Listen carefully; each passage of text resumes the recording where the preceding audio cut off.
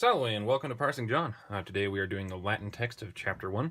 We're only going to be looking at verse 37. I know it's really short, but verse 38 is too long for us to devote a single video to both of them. Here is the rubric, everything that we're looking for as we go through and parse this verse and try to translate it. Let's go ahead and get started. Et audierunt eum duo discipuli loquentem et secuti sunt Iesum. Very first thing that we want to find is our verb, and fortunately for us, it's right there, audierunt. So erunt tells us that this is going to be a third person plural verb. Audio is a fourth conjugation verb.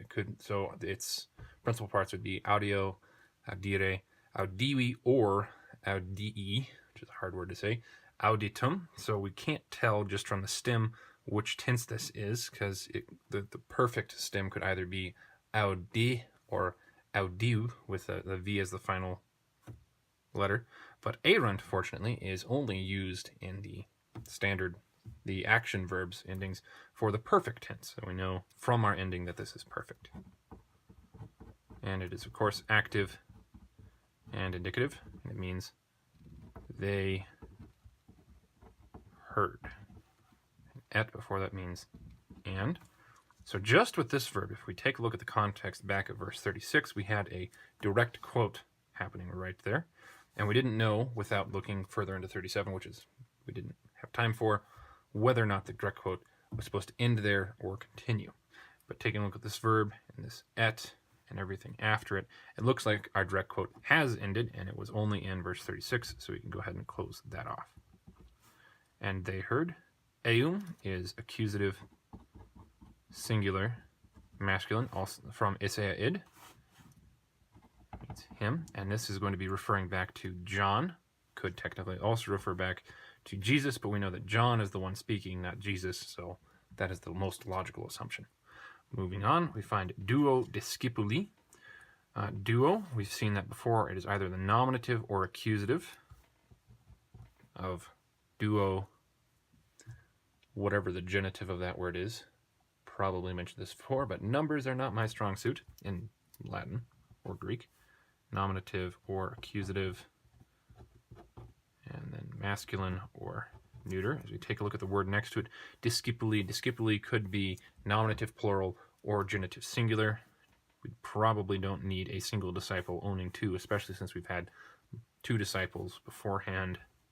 So masculine and nominative here make the most sense.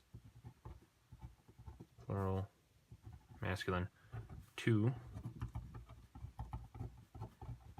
This is also confirmed by the fact that we have a plural verb right here, so this fits as our subject. And two disciples heard him. Loquentem. Em tells us that it is accusative, singular.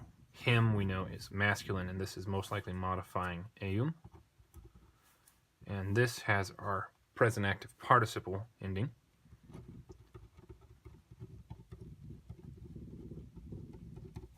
Now, however, we come to a bit of a issue here that we will need to pause a moment and consider.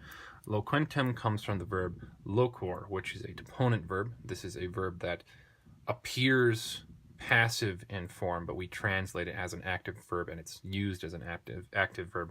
Most verbs that I've run into that are deponent are that way because you can't actually say them in a passive way, or they already have a passive idea behind them, even though it's used actively. So there's no way to say it passively, so it has to only be in the passive form.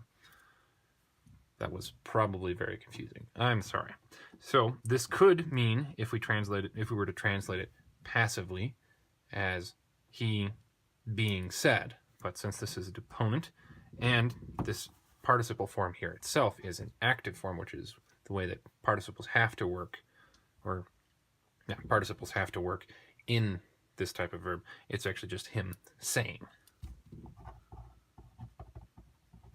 So the perfect passive participle of a normal verb for locor and other verbs like it is actually a perfect active participle. Did I say verb? I meant participle.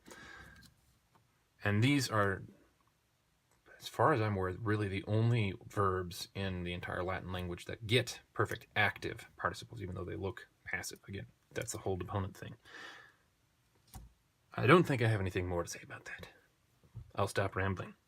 Saying, and it would be, we would want to insert a word here to specify him, or we could just bring this back with that, or bring that forward with, anyway, I guess we don't need to put anything in there. Et and secuti sunt Jesum. Let's start with Jesum because that's the easy part. Jesum, as we've seen beforehand, is our accusative singular masculine direct object. We don't need to parse it again. We've already got it right there. It's just Jesus. Secuti sunt is where we come into something a little bit more difficult. Sunt is, of course, the third person plural form of sum esse fui futurus, and it is present in form. But secuti is the real issue here.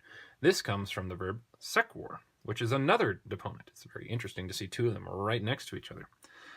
So even though this is the fourth principal part of sequor, and this is a form of sum, which would normally tell us that this is a perfect passive, due to the nature of this verb being a deponent, we actually have to treat it as an active verb when we translate it. So it's not they were followed or have been followed by somebody. Instead, it's they have followed, even though it looks passive in form.